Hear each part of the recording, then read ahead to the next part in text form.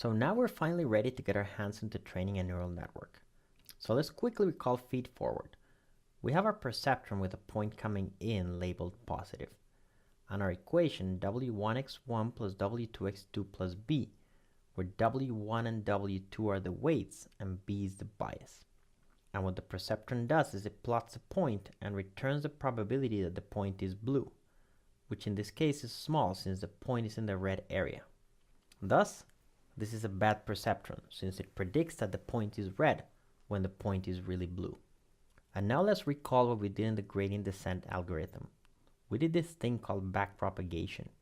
We went in the opposite direction. We asked the point, what do you want the model to do for you? And the point says, well, I'm misclassified, so I want this boundary to come closer to me. And we saw that the line got closer to it by updating the weights. Namely, in this case, let's say that it tells the weight W1 to go lower and the weight W2 to go higher. And this is just an illustration, it's not meant to be exact. So we obtain new weights, W1 prime and W2 prime, which define a new line, which is now closer to the point. So what we're doing is like descending from Mount Everest, right? The height is going to be the error function E of W.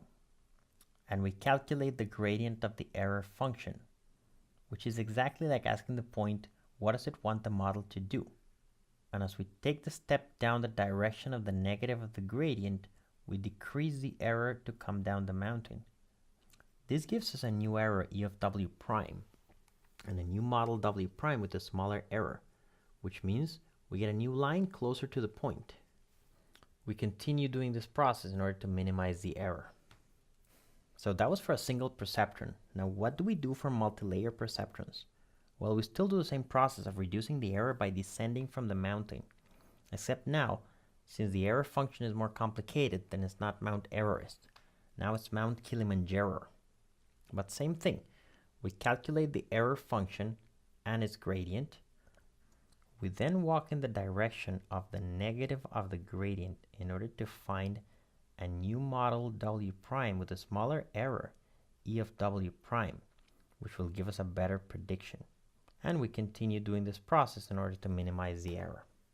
So let's look again at what feedforward does in a multi-layer perceptron.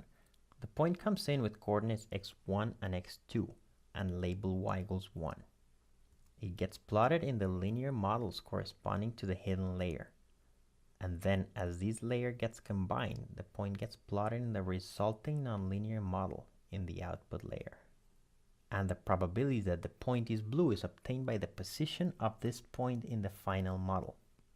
Now pay close attention because this is the key for training neural networks. It's backpropagation. We'll do as before. We'll check the error. So this model is not good because it predicts that the point will be red when in reality the point is blue. So we'll ask the point, what do you want this model to do in order for you to be better classified?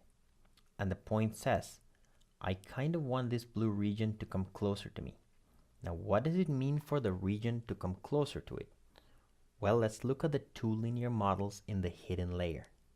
Which one of these two models is doing better? Well, it seems like the top one is badly misclassifying the point, whereas the bottom one is classifying it correctly. So we kind of want to listen to the bottom one more and to the top one less. So what we want to do is to reduce the weight coming from the top model and increase the weight coming from the bottom model. So now our final model will look a lot more like the bottom model than like the top model. But we can do even more. We can actually go to the linear models and ask the point, what can these models do to classify you better?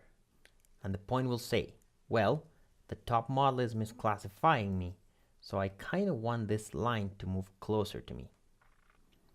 And the second model is correctly classifying me, so I want this line to move farther away from me. And so this change in the model will actually update the weights. Let's say it'll increase this 2 and decrease these 2. So now after we update all the weights, we have better predictions at all the models in the hidden layer, and also a better prediction at the model in the output layer. Notice that in this video we intentionally left the bias unit away for clarity. In reality, when we update the weights, we're also updating the bias unit. If you're the kind of person who likes formality, don't worry. We'll calculate these gradients in detail soon.